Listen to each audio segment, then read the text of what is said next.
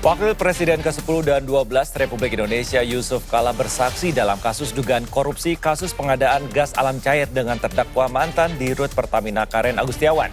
Dalam kesaksiannya, JK mengaku bingung mengapa Karen Agustiawan ditetapkan sebagai tersangka kasus korupsi, padahal dirinya dalam kapasitas menjalankan tugas. Wakil Presiden ke-10 dan ke-12 Republik Indonesia Yusuf Kala buka suara. Dalam sidang kasus korupsi pengadaan liquefied natural gas atau gas alam cair yang melibatkan mantan Dirut Pertamina Karen Agustiawan. JK menegaskan bahwa posisinya sebagai pemerintah pada saat itu hanya mengurusi sebuah kebijakan, bukan mengurusi hal-hal teknis seperti pengadaan dan pembelian gas. Terkait urusan teknis pembelian, sepenuhnya diatur dan diurusi oleh Pertamina sebagai BUMN yang bergerak di bidang energi. Ya Bapak, apakah mengetahui proses pemilihan LNG saat Bung Karno menjabat sebagai Direktur Utama Pertamina? Kebijakannya kita susun dan kita tahu juga itu jangka panjang.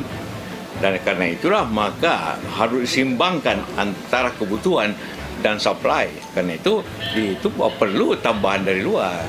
Karena kita punya produksi juga diimpor sebagian besar. Diekspor. Lah iya, kalau Dirut suatu perusahaan berbuat sesuai dengan pandangannya bisnis itu, dan ini untung ini bisnis, hanya ruginya 2 tahun.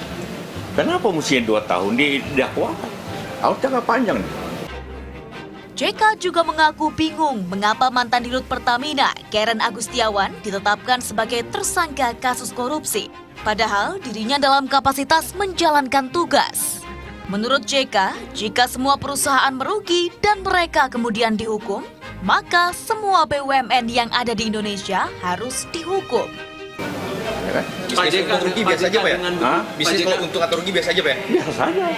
Kalau semua harus untung, bukan bisnis namanya. Pak JK, dengan begitu dakwaan kerugian negara yang dilayangkan kepada Bu Karen itu sebenarnya menurut Bapak apakah murni karena proses bisnis saja? Bagaimana Pak? Ya, murni proses bisnis dan intinya COVID.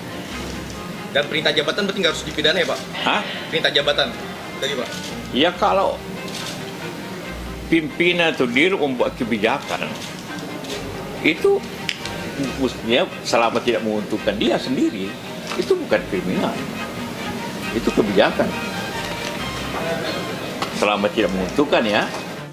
Karen menyebut kehadiran JK sebagai saksi dapat memberikan penjelasan yang lebih jelas perihal pengadaan tersebut.